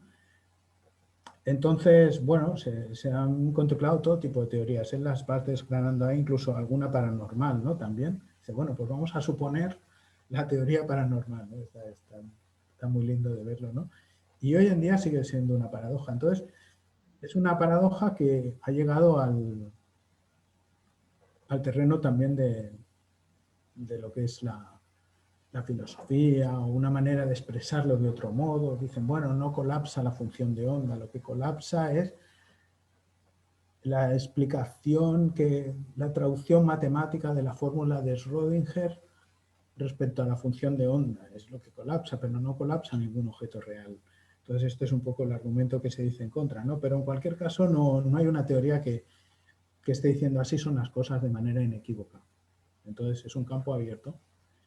No sé si he respondido a la pregunta. ¿En qué momento? En el momento en que hicieron este experimento de la doble rendija y otros también que yo desconozco, pero que alguien me ha hecho llegar algunos libros que tengo pendiente de leer y que me han parecido muy interesantes, donde hay otros experimentos donde, pues eso, la física cuántica nos devela un mundo que no se comporta con las mismas leyes que se comporta el mundo que conocemos. Tiene otras leyes, otras funciones, y que para Bohm, sobre todo David Bohm, en su obra conecta de manera plena y decidida y absoluta con la espiritualidad y con el orden implicado y con un universo que es comprensible tal vez desde otro estado de conciencia, pero no desde nuestro estado de conciencia habitual. Yo quisiera comentar algo respecto este punto que tan interesante. No sé, ¿se puede? Sí. Bueno, hablando entre las interpretaciones que se han dado al experimento de la doble rendija, o sea, es muy bien descrito por Javi, ¿no? O sea, si yo como científico planeo un experimento para ver si el electrón es una partícula, es como si el electrón dijera, se porta como partícula, y todo sale bien. Suponer que el electrón es una partícula, todo sale bien, hasta el experimento mismo. Pero si otro científico planea todo pensando que el electrón es una onda, todo sale bien, y el experimento se comporta como una onda. Eso es lo que mostró este experimento de doble rendija, ¿no? Entre otras cosas. Si un científico parte de esa suposición, es como si la naturaleza le concede que lo vea como onda, pero si el otro parte de verlo como partícula, la naturaleza le concede verlo como partícula. Claro, es pasmoso esto. Desde la filosofía de la ciencia se ha meditado también sobre esto. Y existe lo que se llama la subdeterminación de las teorías. Esta la inicia un filósofo de la ciencia que se llama Quine. Él dice, para todo fenómeno hay al menos más de una teoría. Esto es más bien una crisis de la ciencia que un problema del mundo. La ciencia está, como toda la civilización está en crisis, no crean que la ciencia escapa a la crisis. Ella también entra en ese vínculo. Y, por ejemplo, algunos filósofos de la ciencia lo plantean así, lo que se llama la subdeterminación de las teorías. Se puede considerar válida una teoría, pero también otra que incluso sea opuesta a la primera. Por ejemplo, en este caso se opone la teoría de suponer al electrón una partícula. A esa teoría se opone la teoría de considerarlo una onda. La ciencia está enfrentando una situación actual que no solo sucede en esto, sino en muchos campos, donde teorías opuestas pueden coexistir y lograr el mismo nivel de realidad y de comprobación. Y entonces ahora se le conoce como la subdeterminación de las teorías, ¿no? ¿Por qué? Porque de fondo está el principio que se llama, detrás de toda observación, siempre hay una teoría. Pero resulta que las teorías no existen solas, sino como si todo está interrelacionado, también las teorías están interrelacionadas. Y entonces, cada teoría puede encontrar una gama de otras teorías que la sostienen. Y entonces, resulta imposible decir que hay una sola teoría verdadera. En realidad, varias teorías simultáneamente pueden considerarse válidas. Esa es, por ejemplo, la interpretación que hace la filosofía de la ciencia de esto del experimento de la doble rendija, que yo los dejo así como para que lo investiguen ahí en este tema que se llama la subdeterminación de las teorías, que es muy interesante, ¿eh? Digamos, nos muestra el tipo de crisis que está enfrentando la ciencia actual. Como ya no podemos creer que una sola teoría es válida. Incluso una teoría opuesta puede robustecerse con recursos matemáticos, con diseños de experimentos, y tiene toda la fuerza de la comprobación que puede tener su teoría opuesta. Esto forma parte de, pues, digamos, de lo que llamamos crisis de la ciencia, ¿no? Pero ahí entra un poco lo que decía Eva, ¿no? O sea, que pareciera que hay ciertas cosas que las explicamos como con una mentalidad muy, muy antigua, como es la explicación de la ciencia, que ni tan antigua, ¿no? Porque bastante crisis que pasó con esto de que si no lo compruebo, que si no lo demuestro, que es como muy lineal, ¿no? De la teoría científica, y pareciera que lo que se está pasando, ya eso no sirve, pues, por lo que tú mismo estás diciendo. Pareciera que lo que resulta más lineal es echar abajo una teoría porque no cumple con el experimento. Es muy burdo hacer eso. Si yo tengo una teoría y porque no cumple con un experimento la echo para abajo, es muy burdo ya. Porque puedo arreglar y conformar los segmentos de otra manera que no la echo para abajo. Y eso, por ejemplo, creíamos antes con la mentalidad todavía clásica de la ciencia, se pensaba que el mejor sinodal de una teoría era el experimento.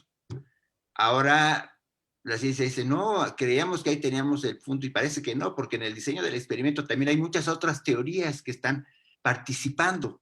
Entonces, si una teoría no cumple con un experimento, puede ser que no sea que falle la teoría, sino las otras teorías que soportan la observación empírica. Se vuelve muy complejo el asunto. No es una solución la que estamos haciendo al problema de la doble rendija. Al contrario, estamos problematizando el asunto aún más para la ciencia misma, ¿no? Es que el problema está David, en dónde no, empieza perdón. la ciencia. Eso, la ciencia No. postula modelos, no, la ciencia no es ni verdadera ni falsa. La ciencia postula un modelo que con el mismo proceso va cambiando, porque además han ido cambiando los instrumentos con los que hacemos las mediciones. Yo me ocupo más de este tema en el campo de la salud, ¿no? En el campo de la bioenergía. Y obviamente hay una fractura entre la visión, digamos, clásica y estas nuevas visiones que están revolucionando todo, pero me parece que el sistema mete la cola, como tú dices, David, mete la cola porque siempre se convierte en dogma, ¿no? O sea, esto es así y como tienen dinero y tienen poder, no. Bueno, basta que veamos a Tesla, lo que pasó con Tesla, y ahí tienen un ejemplo clásico de cómo fue silenciado y cómo fue. Entonces me parece que no tenemos que abandonar la lucha, tenemos que seguir propiciando que estas teorías se manifiesten y que tengan, bueno, yo no sé, yo no sigo a nadie, todos los que sigo son perseguidos de alguna manera. Porque dicen cosas que incomodan al sistema, así que, no sé, Haramein, por ejemplo, que es un tipo rebelde, me parece que también va en la dirección de esto que se está planteando. No sé si lo conoces, David. No conozco. Nassim Haramein. Vale la pena. No, yo lo único que decía es que esta dualidad partícula-onda en la física fue uno de los primeros casos que puso en crisis a la ciencia. ¿Por qué? Porque ahora, lo que les acabo de decir, ya no lo quiero repetir, pero una teoría opuesta puede sostenerse frente a otra teoría, ¿no? Pero no solo una, dos, tres, cuatro, cinco. Y entonces es parte de la crisis de la ciencia, que a veces pensamos que la ciencia está como fuera de la crisis de la civilización. No. En realidad, la ciencia misma está metida en esta crisis de civilización, y un ejemplo de ello es que puedan coexistir teorías opuestas, logran el mismo nivel de verdad. Lo clásico nos dice que yo hago una teoría, hago un experimento, y si no se cumple, echo abajo la teoría. Ahora ya ni siquiera eso podemos decir tan fácilmente. Es parte de la crisis de la ciencia.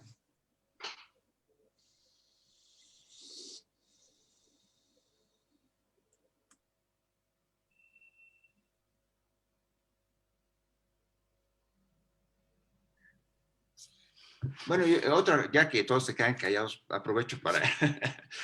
A mí una cosa muy atractiva que me resultó de la exposición de Javi es pues una reflexión sobre la relación entre Oriente y Occidente, ¿no? O sea, como partió hablando de esto Javi.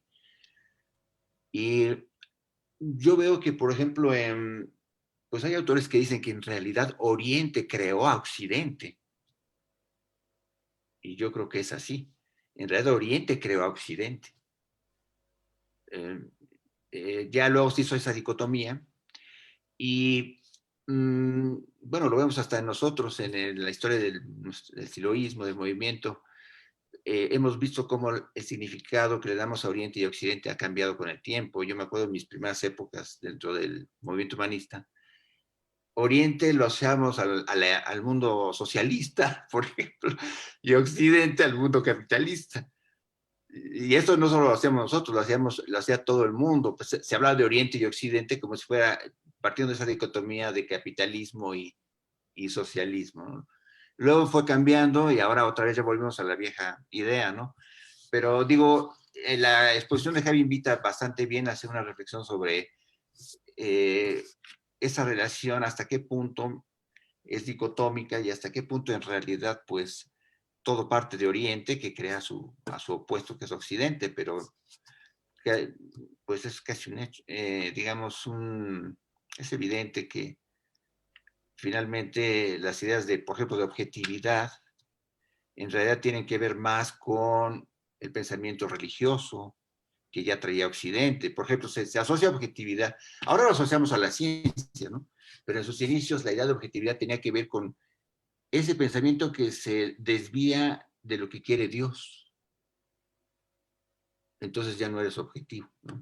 Por ejemplo, la palabra objetividad, en realidad muchos coinciden en que más bien tiene que ver con un pensamiento religioso. Si te desvías del dictado de Dios, no eres objetivo, ¿no?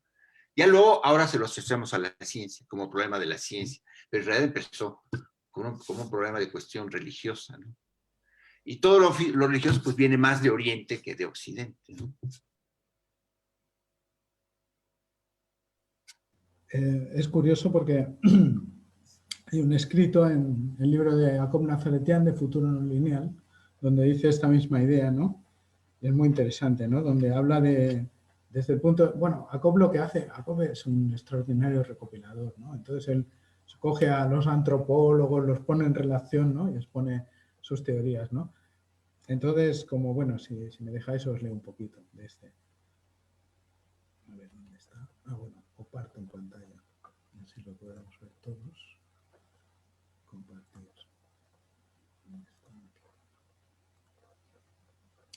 Dice en Futuro no lineal, durante decenas de miles de años, el liderazgo en el desarrollo de nuevas tecnologías perteneció a África Oriental. Según los últimos datos arqueológicos, alrededor de 60.000 años atrás, los primeros humanos que llegaron a Australia dominaban medios de locomoción sobre el agua. Luego desarrollaron los instrumentos de piedra con pulido de filo y manija y produjeron las primeras pinturas rupestres. El sudoeste de Asia y el Cáucaso estuvieron entre los indicadores de revolución neolítica y milenios más tarde de la producción del hierro. En el norte de África y la Mesopotamia aparecieron la cerámica, la fabricación de vidrio y el tejido. Durante largo tiempo, el líder de la tecnología fue China. En la primera mitad del segundo milenio tuvieron significación global las tecnologías intelectuales y militares de los árabes. Solo América no había tenido antes un rol de liderazgo, pero esta injusticia fue corregida en el siglo XX. Diamond advierte que desde el 8500 antes de nuestra era hasta el año 1450, Europa fue un outsider de Eurasia, con la excepción de los estados de la antigüedad. Esto es confirmado también por los estudiosos económicos comparativos referidos a los países occidentales de Oriente y Edad Media. Bueno, y sigue.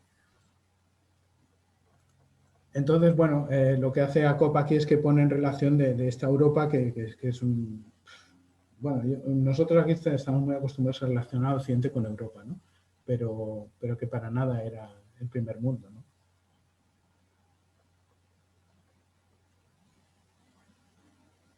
Ahora, amigos, nuestro maestro era totalmente cuántico. No sé si han leído algunos párrafos donde habla de la luz, de todo es luz, y yo tengo algunos, estoy preparando algunos trabajos, y he recopilado las cosas que dicen la ciencia proscripta, digamos, la ciencia que no oficial, y lo pongo en relación con las cosas que decía nuestro maestro, que son infinidades de materiales donde él habla de que todo lo que vemos es energía, donde, bueno, en fin, así que estamos bien orientados, me parece.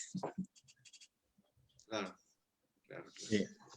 Bueno, yo quería comentar, gracias Javi, yo soy, vamos, un principiante en todos estos conceptos de la física y demás, ¿no? Me ha gustado mucho, como, bueno, para mí, en fin, de agradecer que hayas presentado ahí cómo ha ido desarrollándose el pensamiento físico, ¿no? Así que, muy bien. E incluso en esta exposición, no sé qué personajes, porque iba saltando de personaje en personaje, pero ha habido un momento que hablabas como una partícula podía estar conectada con otros y que esa partícula con respecto a la otra, cuando tú, es decir, producía un cambio a la otra simultáneamente, también se producía ese cambio. Es decir, el tiempo, la distancia, no existe, ¿no?, en esos fenómenos.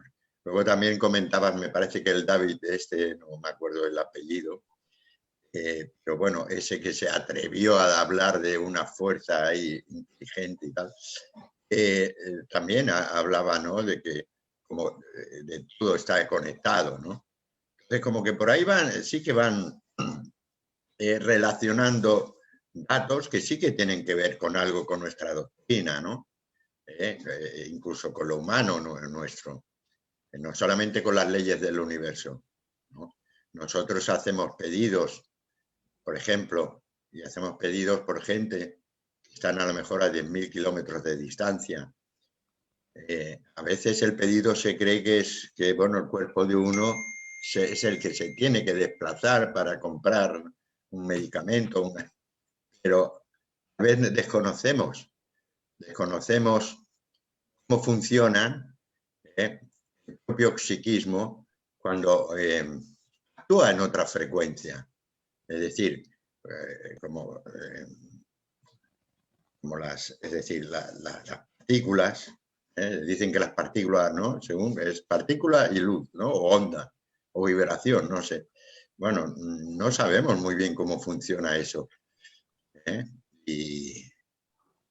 en cambio nosotros sí que actuamos con una fe inquebrantable con respecto a que hacemos un pedido y tenemos la certeza de que eso va a funcionar. Aunque no sabemos muy bien cómo eso va a funcionar. Así que, bueno, yo sí que le he visto relaciones con nuestra doctrina a este planteamiento que has hecho. Y me ha parecido muy interesante y muy agradecido por este planteo que has hecho. Y eso. Así que me ha entrado como curiosidad, ¿no? Por toda esta gente que se ocupan de cuestiones pequeñitas, como, ¿no?, los físicos cuánticos estos, y que en definitiva están planteando también leyes que tal vez tienen que ver mucho con nuestra doctrina, ¿no? A que veo relación, que no es una cosa de que la física o la ciencia física está separada de lo nuestro, no. En tu exposición he visto que puede ser que haya bastantes puntos en común. Así que, bueno, nada más.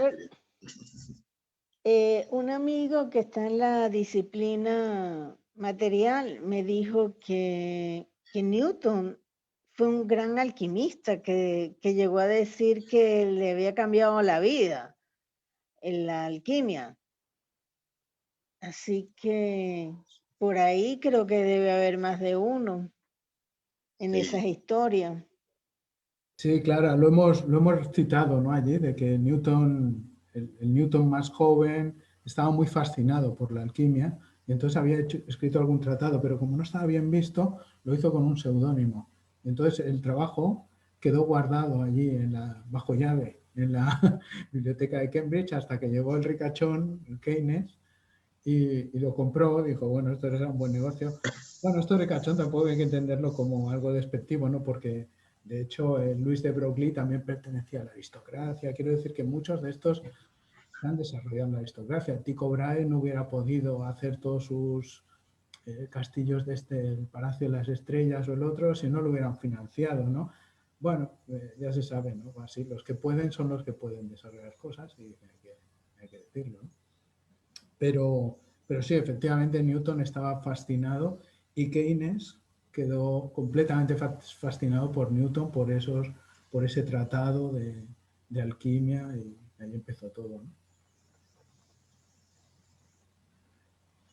Yo, lo que decía Aurelio, si nadie quiere hablar, lo digo, que me parece totalmente coincidente. Sí, a mí me ha acercado a un punto de vista más espiritual, ¿no? Porque digo, si David Bohm, que conoce mucho más que yo todas estas cuestiones y es capaz además de traducirlas matemáticamente, hace una apuesta tan decidida por esa espiritualidad, se nos quedan cortas las palabras, ¿no? Porque podemos decir orden implicado, podemos decir orden holístico, podemos decir pues otras palabras, ¿no? Pero bueno, una forma de entender, de interpretar la existencia y la realidad con otros ojos que no son 5 sentidos y punto, y unas cuantas leyes en esta dimensión, ¿no? sino algo mucho más complejo, ¿no? Si esto es válido para David Bohm y lo hace de una manera tan decidida, ¿por qué no va a serlo para mí, ¿no? O sea, entonces, me parece que se nutre muy bien, ¿no? Ciertamente que muchos estrictamente físicos pues se rasgan las vestiduras en cuando oyen hablar de mística se les ponen los pelos de punta, pero bueno, lo sentimos si se les está desmontando el mundo de la manera en que se les está desmontando. O sea, bienvenidos a ver las cosas de manera más compleja y reivindicamos a aquellos otros que además son grandes maestros en la historia de la física y de todos los tiempos, como decía ahora Clara, pues el Newton preocupado por la alquimia, o el Einstein que se define religioso buscando esa fuerza, ese orden, o David Bohm y tantísimos otros, no acabaría nunca la lista, ¿no?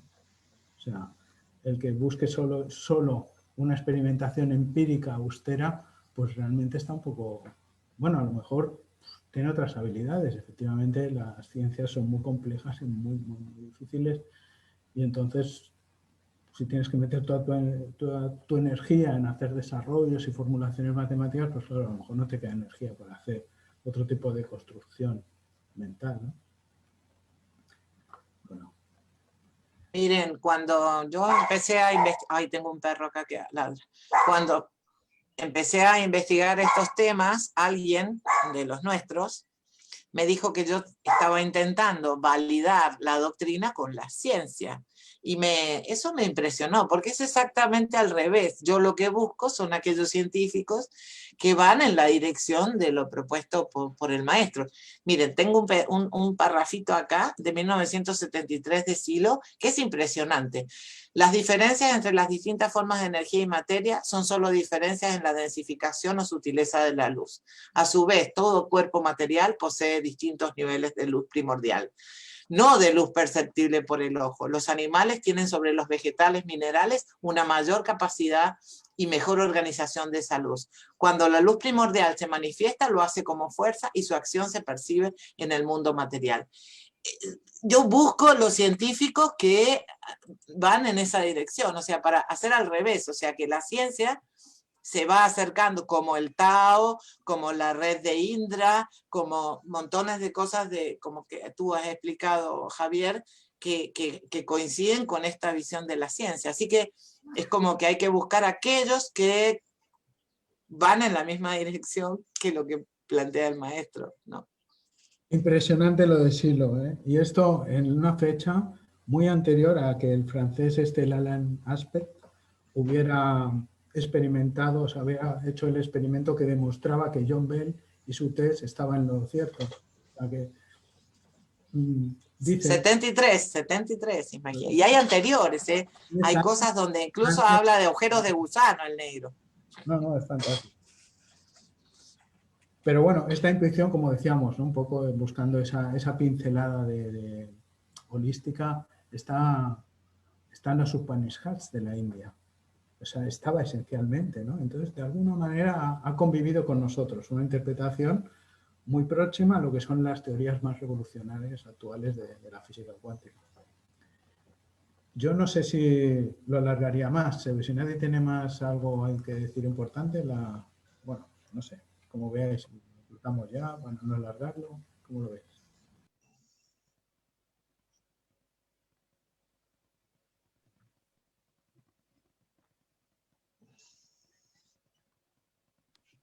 Bueno, pues lo dejamos así, que como queda grabado también impone.